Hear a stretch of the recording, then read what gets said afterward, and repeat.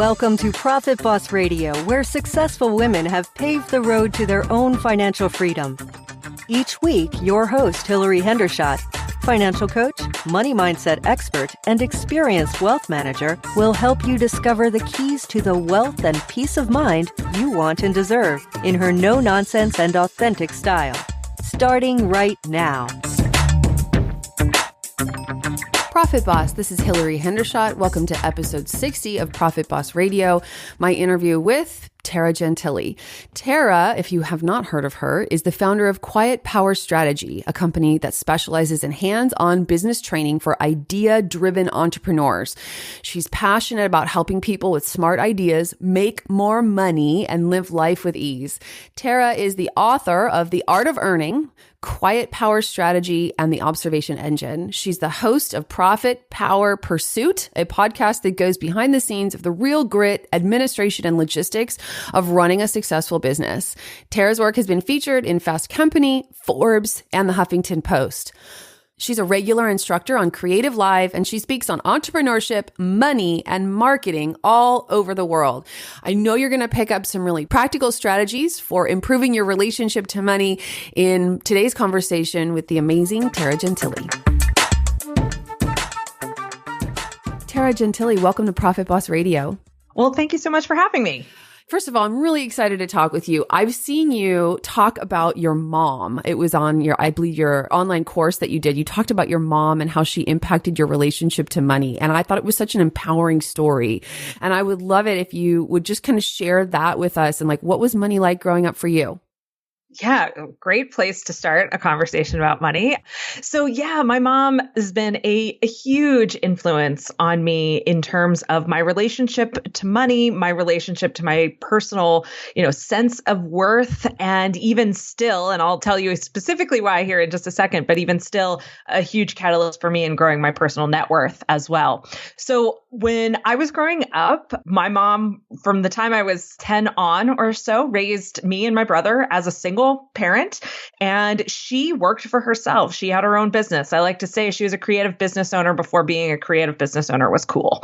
And she was a seamstress. It was a skill she had learned when she was growing up, and it was something she was really, really good at. And also, she was quite savvy when it came to marketing and getting in front of the right people and, knowing exactly how little she could do to get the most customers in the door. It was amazing entrepreneurial lessons that I didn't know I was learning at the time.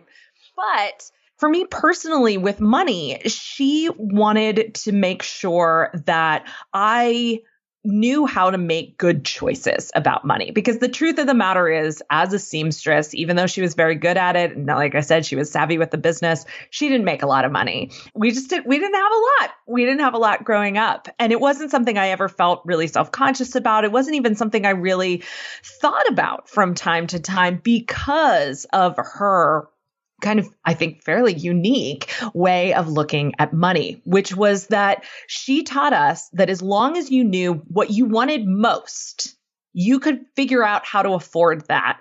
And then everything else didn't matter. So what I mean by that is I was always involved with sports and I was always involved with music. Music ended up being something that I took on with me even through college. But those are two very expensive things, especially for a single parent making very little money per year. But those were the two things that were absolutely most important to me. As long as I could go to softball practice and as long as I, could go to band practice, I was a happy camper. I didn't need brand new jeans. I didn't need to go to the movies every weekend. I didn't need all these other things that a lot of my other friends had.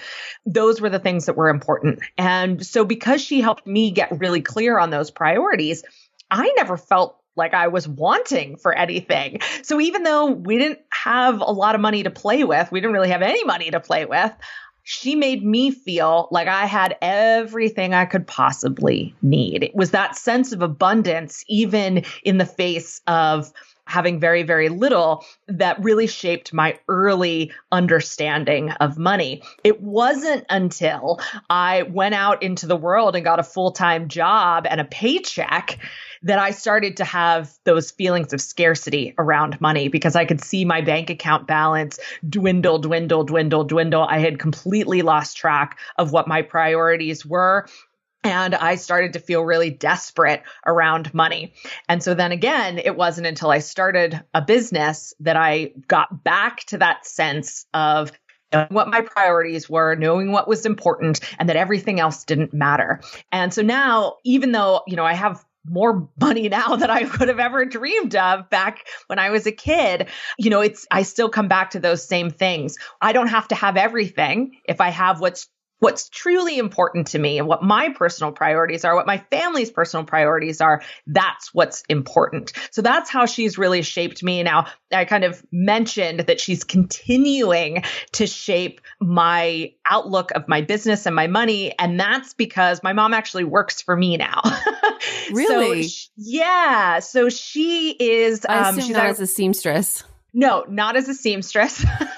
Actually, it's been quite a while since she sewed something for me. But yeah, she's actually, I mentioned my assistant when we were talking in the pre-show, and that's my mom, who's actually, we're promoting into chief operations officer, literally as we speak.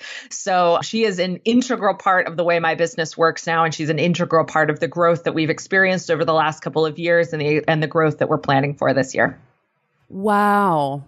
I'm just like speechless. That's amazing. How lovely. Yeah, it's great. I mean, my mom and I have a fantastic relationship. I think largely because of her parenting when we were kids. I truly I can't comprehend the kind of cliche woman's bad relationship with her mom thing. Like, it just doesn't make sense to me. I feel for people who are in that situation. It's not that I think it's not true, but that's just my experience is so very different than that. We work really, really well together. We have a lot of places where our thinking overlaps. She's very much a big picture thinker like I am, but she's also a lot better about the logistics and getting in on the details and really figuring how projects are going to lay out. And so that's why she works so well in that operations position where she can really take my crazy ideas and put them into a system that actually makes them happen, which I love her for. It's just a really beautiful full circle kind of a thing. That's great. Backing up just a little bit, I heard you talk about a dead-end job you had and you just brought it up, you had the experience of living paycheck to paycheck. I assume that's not your experience now. So what do you think? What did it take to transition out of that? Yeah. Because money is still just money, right? It goes into your bank account at the same, you can increase the rate, but often people increase their spending to match their earning. And so I'm wondering how you got back to abundance. Yeah. So I did have a dead end job. I was working as a manager for Borders Books and Music. May they rest in peace. And it was a great job full of a lot of really cool people, a lot of really cool customers, and a lot of really cool stuff all around me, books and coffee, primarily all day long. And it was great. It also was grueling and really helped kind of catalyze a very bad spell of depression for me that certainly did not help my money situation.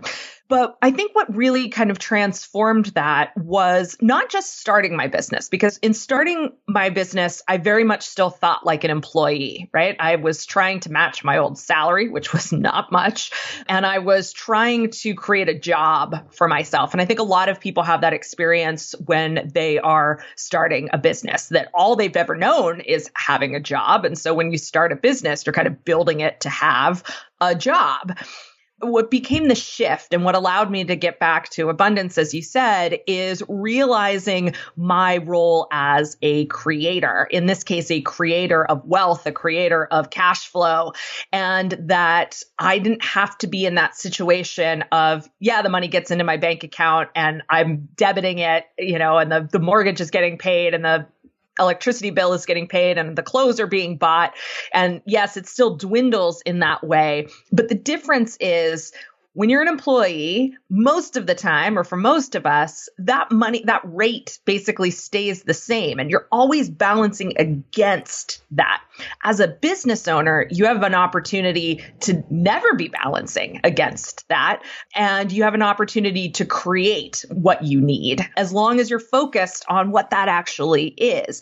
I think a lot of people go wrong trying to just make as much money as possible because it doesn't ground it in anything, right? When I want to take a big leap in my earning power and my earning potential, I figure out what I'm creating for. So like right now, we're trying to make a big leap earnings wise and have a great plan for that and feel really good about that. And business wise, I know I can make it happen.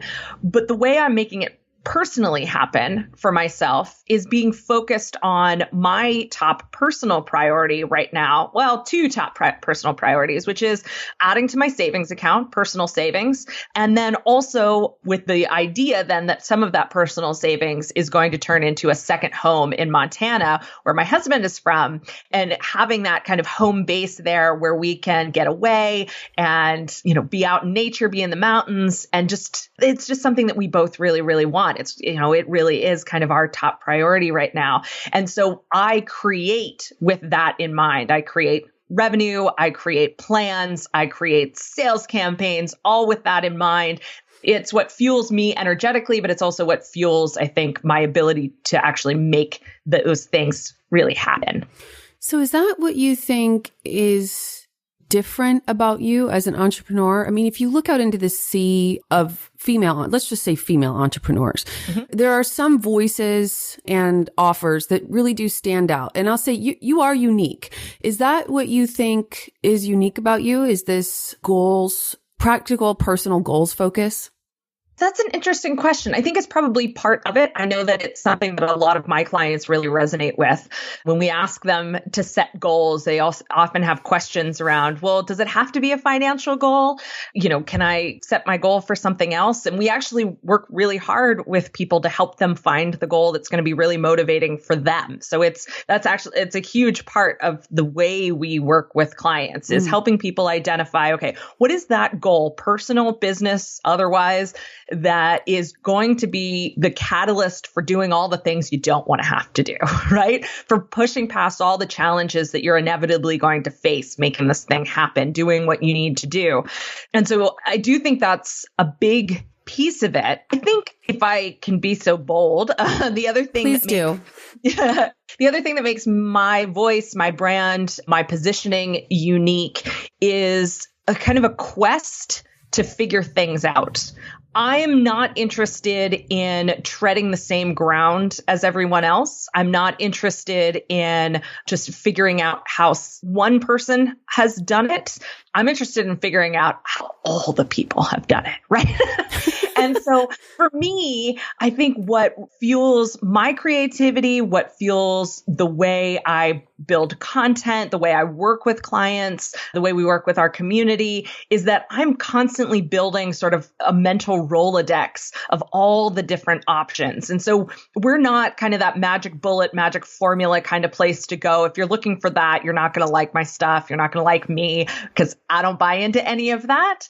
I'm way more interested in figuring out, taking 10 different businesses and figuring out the 10 different ways they made it happen and then kind of cataloging that away. And I think that once you dive into my content and into my systems more and more, you start to see that happen. You start to see the examples of, okay, this comes from over here. This comes from over here. I don't like either of those. So I'm going to figure out what I'm going to make work, right? And so that's what we really try to do is arm people with one, like you said, what really motivates them. And then two, an understanding of what a lot of different options are so that they can piece them together in a way that actually fits for them. So kind of business and personal coaching almost. Yeah, it sounds like that the way I describe it now. I stay very clear away from personal coaching. Right. I refer out a lot because we all have personal blocks, right, that get in the way of bringing money in and building businesses and kind of looking at those two things separately. But yes, I think I am very focused on the personal elements that we all bring to our businesses, whether they're teeny tiny micro businesses or whether they're small businesses or whether they're enterprise level businesses. I am very interested in how our personal values, our personal mission, our personal skills and talents really affect the organizations that we're building. But finding what truly motivates you, I mean, it seems like, I remember I took the Strengths Finder 2.0.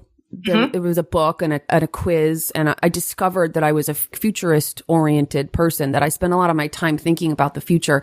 And second, that I was competitive, driven by competition. And I hadn't really realized those things were front and center for me. And there was a lot of value in knowing, okay, I understand now that's why I can't focus on the task at hand, because I'm always planning for the future, and why I get so upset when my plans go awry. But the idea of having something to compete with myself on every day is tremendously valuable, because it gets me up in the morning. It gives me that feeling of satisfaction, of accomplishment, of fulfillment. And so it seems to me like if you're working with people to help them find what motivates them, it would have a similar kind of perpetual value to them. I can sort of go back to that area and find things that motivate me and hold that carrot out on a stick for myself. And sort of become, I have this thing, I always say, the hot knife through butter, that thing that really is the leverage point for me. If I can keep clarity when life gets confusing by having this goal out in front of me, that would be really valuable. Yes. I totally agree with that. I am a huge personality test person. I love, give me a personality test and I will take it. Although I have to say, I shouldn't say that, because there are some of the big ones that I haven't taken because they haven't. Anyhow. Did you do StrengthsFinder? I have done StrengthsFinder. Yeah. And I can't for the life of me rattle off what my different ones are. I know Ideator. There were 5 of them and I can only remember the 2. Exactly. Ideator is a big one for me, and Connector is a big one for me, but I'm pretty sure Futurist was on that list as well. I am definitely a big Futurist. Yeah, I love helping people identify those 1 or 2 leverage points. Exactly how you said. One way I've done that in the past for people that I think is, for myself and for others, that I think is super helpful in understanding your brand and then understanding how you relate to your brand, is the Fascination Advantage assessment that Sally Hogshead developed. You can find it at howtofascinate.com. Right now, the test is free. Sometimes it's paid, sometimes it's free. So go take it now because it's free. But that one I find super, super useful. And then actually some of the work that I've been most focused on right now is very similar in helping people understand the one point of leverage that they can use to grow their businesses. We call it growth styles. So there's 8 different growth styles that we've identified. Each one has a particular point of leverage. And then tied to that, there are certain revenue models and marketing models and certain pitfalls, organizational structures that pair really well with that. And so our goal is to really help people focus down on just that point of leverage. Then you combine that with what really motivates you. And now you've got this recipe for being super effective and super efficient, and then ignoring all the crap that's going on around you and distracting you. Imagine a business coach who actually coaches how you, the business owner, can be successful, not how to be like her business. Right. Yeah, that's speaking of things that are different about me. That is very important to me. Thank you for saying that. Very good. Okay. So speaking of personality tests, you probably have not heard of this term, but I've actually trademarked it. I call it the money operating system. I mention it for the first time in my TEDx talk. I teach about it. My assertion is basically that we get imprinted with a superstition or a belief about money. It's very basic. You could understand it when you were 6. And that these really simplistic core beliefs, like, for example, money is the root of all evil, or if I'm good, the money will come, or you have to work hard for money, sort of translated into a grown-up life. And what they are, all they are is really strongly held beliefs. And I know I'm putting you on the spot here, but I'm wondering if you have any sense what that core money experience is for you, what that might be. Yes, absolutely. Without a doubt. One not so positive message that was actually trying to be a positive message for me growing up was, you can do whatever you want. You don't have to make a lot of money. And what I realized is that created a negative pattern where I associated doing what you love or doing what you want to do with not making a lot of money. Yeah. And that, I mean, for 2 decades, I guess, from the time that started being said to me until the time I started reprogramming that, led me to feeling like there was this earning ceiling at the top of my head that I would never be able to break through. And I'll tell you what it was. So at Borders, I was making $28,000 a year. I thought somebody like me, so a nerdy, bookish, into the humanities and not actual skills that you need in jobs kind of person, was at best ever going to make $40,000 a year. I don't know where that came from, particularly, other than this, this negative association. But that was this earning ceiling that I had in my head. And when I was starting my business, and even well after starting my business, I realized that I was building my business around this belief. So even though I did start eventually, or pretty quickly, actually, making more than $40,000 a year, I was doing it in a way that I had to work too hard for it, right? My business wasn't designed to make much more than that. And it was because of this limiting belief, this pattern, this operating system that I had in my head. And it took a lot of programming. And our mutual friend, Amanda Steinberg, was integral in helping me reprogram that to realize that, why do those two things have to be mutually exclusive? Of course, I can do what I love and make a lot of money. And the only thing that's holding me back from making a lot of money is defining how much money I want to make and then designing a business that was actually going to allow me to get there. Right. And I think what you said earlier is really practical advice in terms of don't just have it be a limitless number, like as much as I can.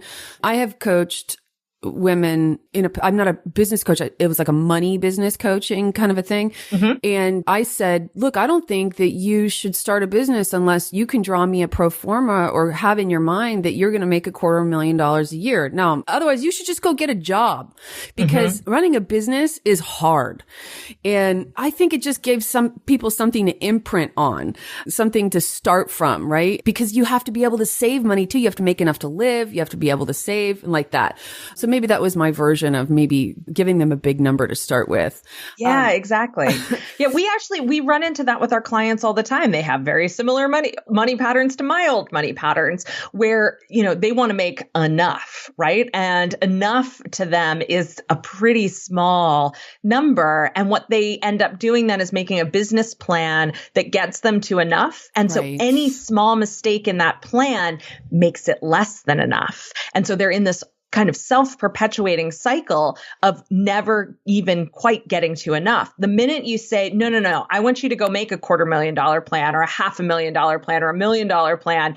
Wow. Now suddenly they have to rethink things. And if they make mistakes on the path to fulfilling that plan, they've got 3, 4, 5 times as much money as they had set out to make in the first place. So those setbacks don't feel nearly so bad. Right, exactly. So you wrote that making money should be honest, easy, and beautiful. Yes. Now, if that is your experience, you certainly have something valuable to teach most women because mostly it's a really negative emotional experience for women. Or the making money is a beautiful experience, but then what they don't earn causes them angst because their experience it's just not enough. So can you talk about how earning money is honest, easy, and beautiful for you? Yeah. I think that this comes down to the very heart of what commerce is all about, which it's just about exchange, right? And money, I went to this series of lectures about what money really is at my alma mater a number of years ago now, probably more years ago than I would like to admit. And it was fascinating thinking about, money is really just a symbol of value. It's an agreement that we all have with each other that this much money is worth, this much stuff, whatever that stuff might be. And that's all it is. It's just a symbol. It's just an agreement. It's an agreement that we participate actively in. And so then if we stopped agreeing to it, it would fall apart pretty darn quickly. So quickly, like frighteningly quickly. We won't talk about that. So when we start our businesses, money kind of takes on this different role. And even often before we start our businesses, when we're in that employee role, money becomes something separate, something sacred almost. The symbolism completely shifts where it's the thing that we keep chasing.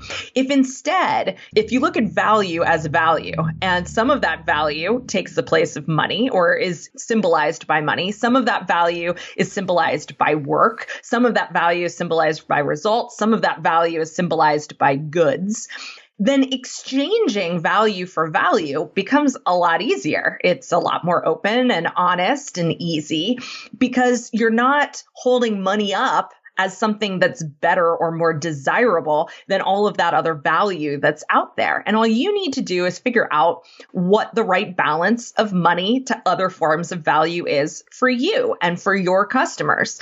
That was sort of the big shift for me when I realized, you know what? Money is just a symbol for the same thing that I'm creating every single day in my business. Why shouldn't I be able to exchange it easily and openly and honestly with other people and have really kind of free-flowing conversations about what that means? And so that was a huge realization for me. And I think that that's, while it may be a little geeky to think of it that way, I think that's kind of that realization that many of us need to have in terms of reprogramming what money really is. Sure. I mean, time is the resource we can never get back. Time is far more valuable than money. And I like even the way that you articulated all of that. It sounded it's just is very freeing. It's like, we're just all in this open exchange all the time. Sometimes it's explicit and sometimes often it's not. And so was it after that you started having this experience of making money being honest, easy, and beautiful? Yeah, it was, I think I was moving in that direction even before that, moving towards that realization, but that's what certainly really catalyzed it and made it very, very real to the point where, I could be just very strategic with my pricing. I could be very cut and dry with my pricing. I didn't ever need to feel like I needed to discount something, that I needed to, manipulate people with price or with money or try and get them to do things based on money. And so, it did become a lot easier and more free flowing after I had that realization. And there must be opportunities that you walk away from because they don't feel that way for you. Oh, yes. I don't do all sorts of things that have come my way, right? Like, for instance, affiliate marketing to me, it feels like a hassle. Most of the time, every so often, there'll be an affiliate offer that comes my way that I'm into and that I'll take up. So it's not like it's 100% a no, but most of the time it feels like a hassle. It doesn't feel easy and free flowing and honest. And it's not that I don't think it works. It's not that I don't think it's a good thing to do. I think it's a great thing to do. But for me, it just doesn't fit into the rest of the flow. And money, exchange, all of that stuff, it has to flow. If it's not flowing for me, then it's not worth doing. It's not the right thing to do. So that's one of the things that, I'm presented with affiliate offers all the time. It's just like, no, it's not right. I don't, on the surface, it looks like easy money, and it has never felt like easy money to me. Yeah, perfect. And I think that's sort of the modern entrepreneur sort of taking back that right to say no to making money because it's not aligned with who they are or who they've said that they want to be. And while it doesn't necessarily maximize revenue, it's also really a beautiful thing to maintain loyalty to your principles and values like that. So will you talk to us about your book, The Art of Earning? What would folks get from reading that? Yeah, well, The Art of Earning is one of the very first longer-ish things I ever published. It's actually a pretty small little thing, but what it is longer-ish. Longer-ish. Yes, it was longer than a blog post. Therefore, it is longer-ish.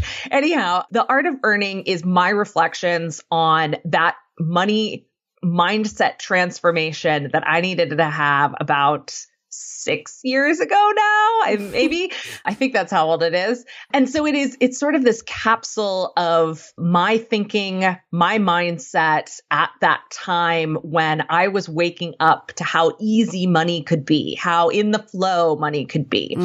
And so if people find themselves in that same transition, or they find themselves wanting to make that transition, recognizing those negative patterns, recognizing those kind of negative money operating systems that they have, then the book is going to feel very, very familiar. It's going to feel like those thoughts were on the tip of your tongue, and hopefully I've articulated them for you in a way that can help you make that transition to a more abundant money mindset much faster. And are you currently running a training called Revenue Catalyst?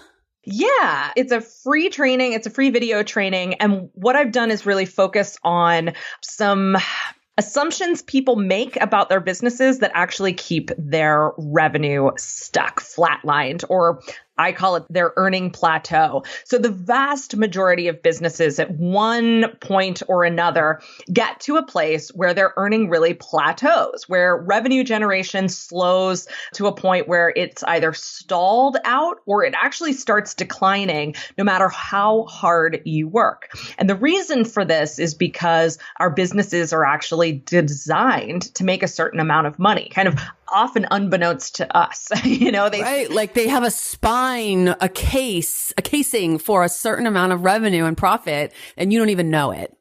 Right, exactly. And so what I try and do is help people realize what that is and then break out of it. And so the Revenue Catalyst training is just a really 3 simple lessons on how to break out of that earning plateau, just based on one of the tools that we use with clients through our Quiet Power strategy system. We take a look at your customer's journey and we look at 3 different ways you can use your customer's journey to dramatically increase your revenue. One of them is by, looking at the different ways that you can actually engage new customers and help turn more of the people that you have looking into buyers. We also look at whether you should create an entry-level offer or a follow-up offer. Hint, it's a follow-up offer. and then the third way is we look at content marketing. How can you actually use content marketing to not just be hey guys, come read my blog, but actually turn content marketing into a tool for generating revenue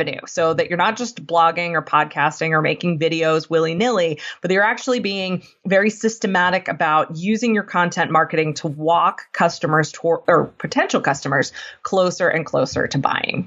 Beautiful. And is there a way, can we link to that in the show notes? Yes. Yeah. So it's real easy. It's quietpowerstrategy.com/revenue-catalyst. Okay. And then just for those of you who are on the freeway, do not get on your iPhone and start navigating there. Just go as per my protocol on the show.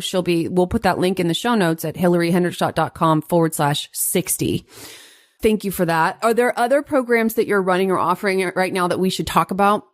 Sure. Well, the thing that I am most excited about right now is that we are in the process of relaunching our membership community, and we're relaunching it around kind of the mission to bring really smart business owners who take their businesses very seriously, who want to have open, honest conversations and bring them together.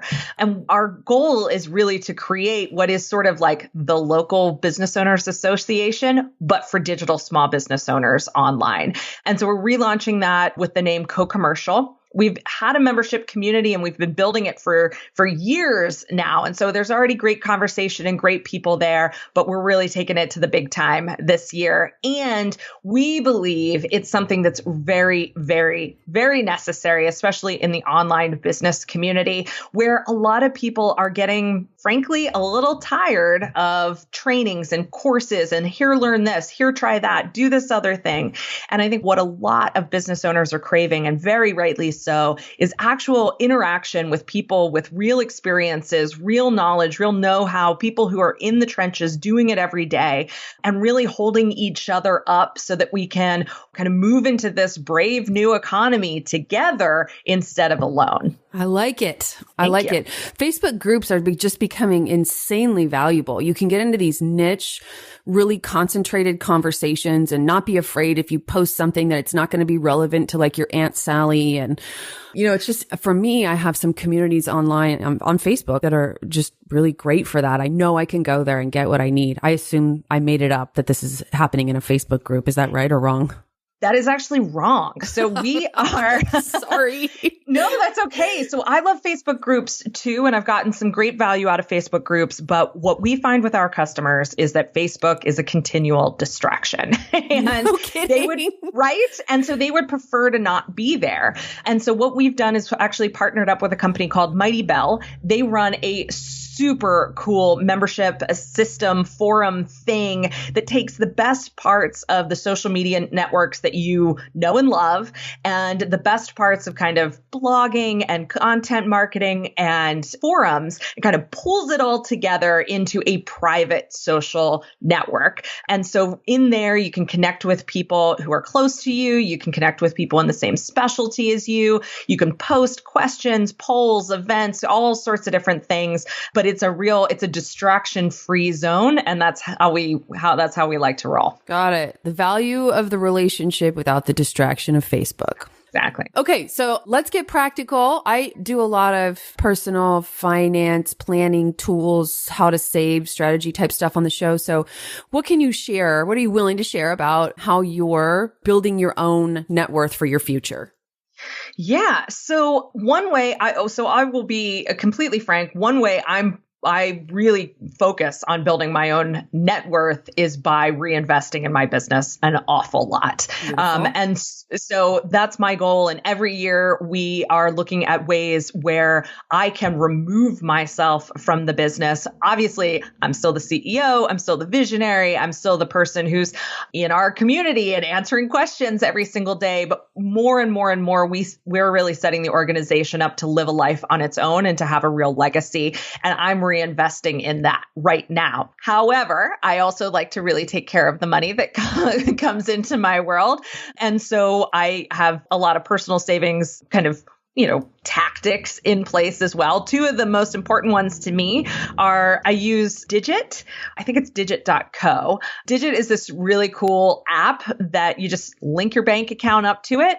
They pay attention to how much money's coming in, going out, and then every so often they pull a small amount of money out and put it into a little savings account for you. And I love this because if I have money, I will spend it. I am that kind of person. I know I'm that kind of person. And so what Digit has allowed me to do is build up personal savings actually very quickly without feeling like, oh, I have to sock away this much money this month or this much money next month to hit my goal. I just let them do the dirty work and I just don't see it going away. And so I just happily, go on about my consumer life, spending the money that I have, knowing that my personal savings account is growing, growing, growing. Beautiful. Tara, thank you for both the tips and the really amazing way that you let us into your thought process about the fundamentals of money and how you're making money, and for being so inspiring about getting people set up to really achieve the things that are important to them. It's been a pleasure talking with you. Thank you so much for being on the show. Well, thank you so much for having me. And thanks for the great questions. Yeah. And again, we'll link to everything Tara talked about in the show notes at hillaryhendershot.com/60. Profit Boss, do you hate getting unsolicited advice? I kind of do. Whether it's well-intentioned or not, any kind of splaining just feels, sort of aggressive and unwelcome. Of course, when I see someone who's important to me and they're struggling, sometimes it's tough to bite my tongue and just be there for them.